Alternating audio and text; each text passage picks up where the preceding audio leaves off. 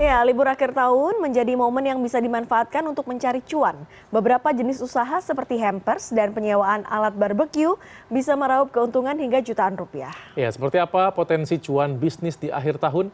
Ini dia informasinya dalam segmen Demi Cuan.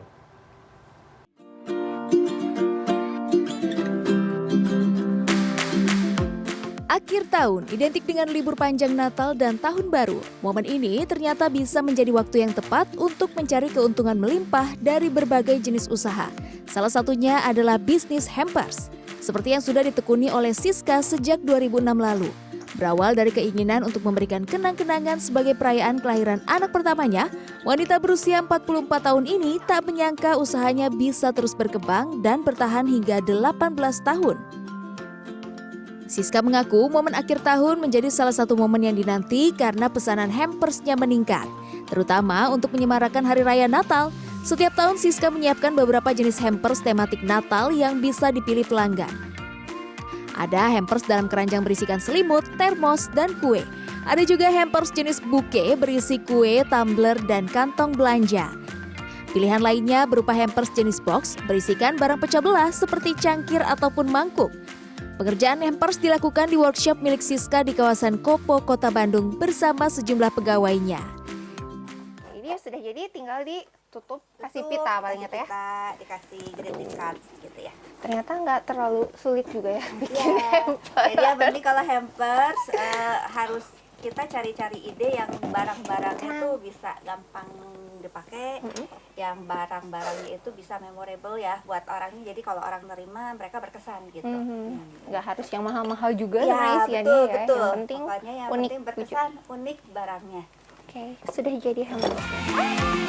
Siska menyebut penjualan hampers saat akhir tahun ini bisa melonjak hingga 6 kali lipat. Rata-rata lebih dari 200 hampers bisa terjual sepanjang bulan Desember dengan harga bervariasi, mulai dari 100.000 hingga jutaan rupiah. Siska pun bisa mengantongi keuntungan hingga puluhan juta rupiah saat akhir tahun tiba.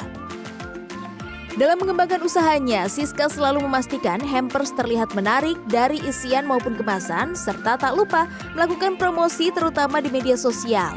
Selain itu, ia berusaha menjaga kualitas dan memberikan pelayanan prima kepada setiap pelanggannya. Jadi itu tuh penting banget orang percaya ketika kita janji tanggal segini deadline bener.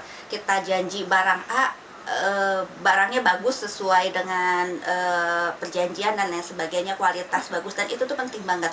Jadi dari mulut ke mulut kalau kayak gitu. Jadi misalnya pertama seseorang dia percaya sama kita, nanti dia punya anak lagi, biasa ke kita lagi. Nanti anaknya ulang tahun ke kita lagi, asal apa yang kita berikan itu sesuai perjanjiannya baik lah gitu. Kualitas baik, waktu baik, pelayanan baik gitu.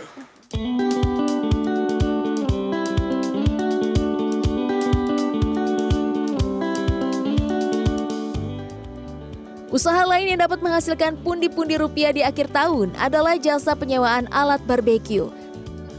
Salah satu pelaku usaha Firman Alam Firdaus mengatakan penyewaan alat barbeque meningkat tajam di akhir tahun karena banyak warga yang memilih merayakan tahun baru sembari bakar-bakaran aneka jenis makanan bersama teman maupun keluarga.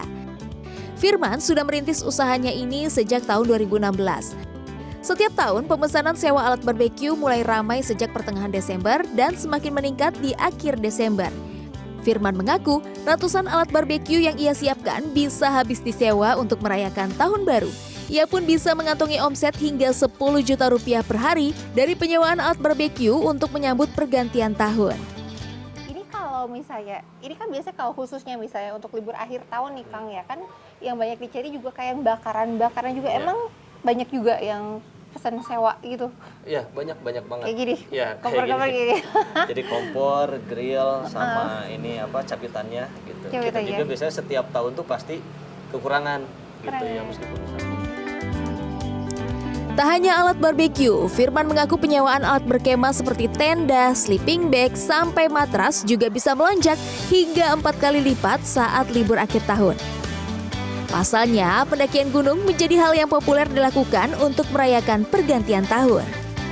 Untuk harga sewa berbagai peralatan kemah dibanderol mulai dari Rp5.000 hingga Rp250.000 per hari. Sehari bisa berapa banyak yang keluar ke sewa? Kalau dari data kita sih itu ratusan hingga ribuan.